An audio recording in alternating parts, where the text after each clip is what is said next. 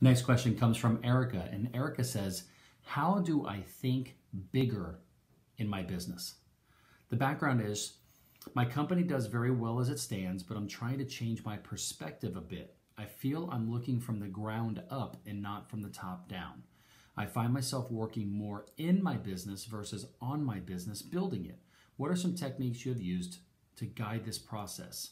We are a professional luxury cleaning company. We have incorporated hospitality and tourism management to create a unique system that allows our customers to experience the difference.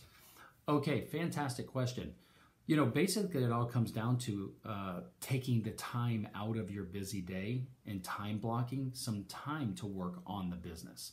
Whether that is once a month, once a quarter, whatever it might be for you, to really sit down and think about objectives and goals that you have for a specific time period, whether it's a month or a year. Usually we, as executives, we will do yearly planning, and that's when we think about the things of what we could do on the business.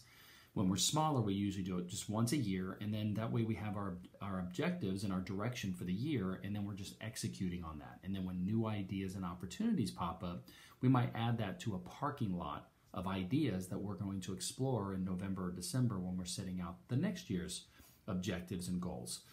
The goal here, Erica, is this. In order to be able to work more on our business on an ongoing basis, that means that we as the leaders of our company, we need to build a sufficient number of team members that can operate the business, which will free us up to work on the business and come up with new ideas of innovation and better efficiencies to become more profitable and grow.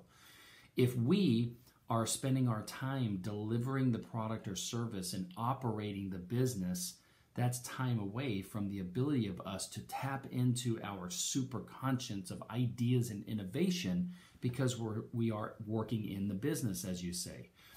My recommendation and what worked for me in the past is growing my team, building up enough of a team that they can operate the business on a daily basis without me even being involved. They don't even need me for decisions.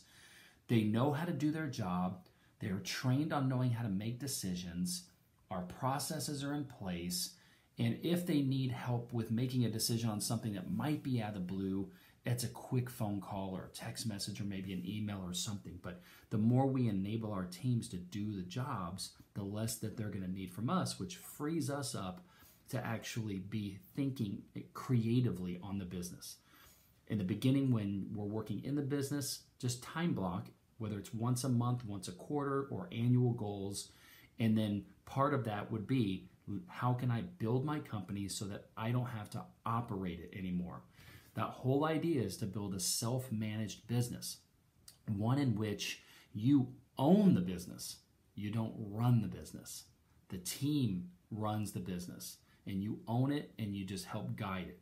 That's the ultimate goal. And so that's how you get it started. Hope that answers your question. Thanks.